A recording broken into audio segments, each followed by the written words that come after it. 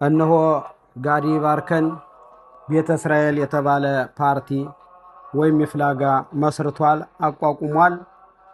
ያው እንግዲህ ጋዲ ባርከን ወደ ፓርላማ ይገባል የሚል ከፍተኛ የሆነ ተስፋ አለና ሁላችሁም ሰብሰብ በሉ፣ ድምጽ አታባክኑ። ጋዲ ባርከንን ወደ ፓርላማ እናስገባለን።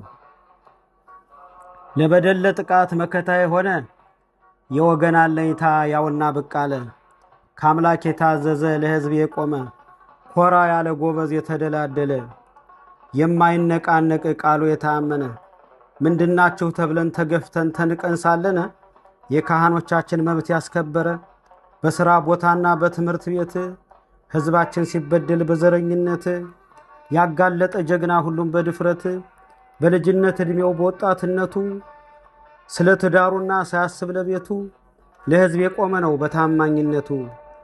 ያለማወላወል ያለ ጥርጥር ፓርላማ ይገባል ጋዲ ባርከን። ለወገን አለኝታ ቀኝ እጅ የሆነ ከማለማይ ከዳ ቃሉ የታመነ ፍቃድ የሚያሟላ በሁሉም ነገር መጥቷል ሐቀኛው ጋዲ ባርከን። ባለመው የሚወጣ ወደ ኋላ የማይል ሁሉንም ግልጽ አርጎ ማስረዳት የሚችል ፓርቲ ተመስርቷል። የቤተ እስራኤል ፓርቲ ተመስርቷል። ቅረብ ቤተ እስራኤል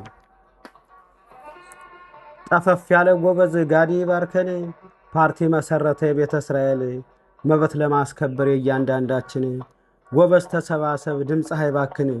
የሚበልጥ የለም ከቤተ እስራኤል በቋንቋ የታደለ በሁሉም በቋንቋ የታደለ በንግግር ስልቱ ደፋር ልበ ሙሉ ያማራ አንደበቱ ገና በልጅነት በወጣትነቱ አገር ያወቀለት ጠንካራና ብርቱ ጋዲ ይባርከንን ውጡና ምረጡ። ቤተ እስራኤል ፓርቲ ስሙ ያማረበት ቤተ እስራኤል ፓርቲ ስሙ ያማረበት ታሪክ የሚያስታውስ የጥንቱን ሃይማኖት የቄስ የመነኩሴ የካህን ወገን ትውልዱ የጠራ ላስታና ስሜን መጥቷል ቤተ እስራኤል ጋዲ ባርከን። ይሄ ነው መሪያችን ሕዝብ የሚወክል ስለ ወገን ጥቃት የሚከራከር።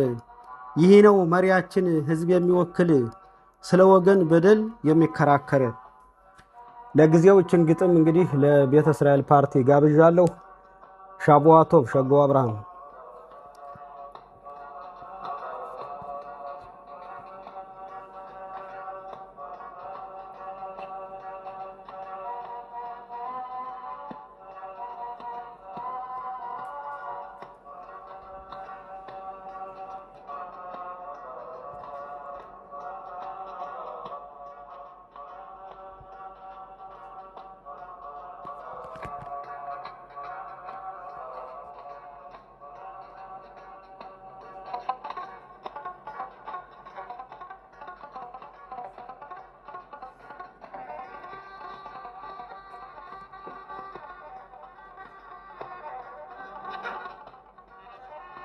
Thank you.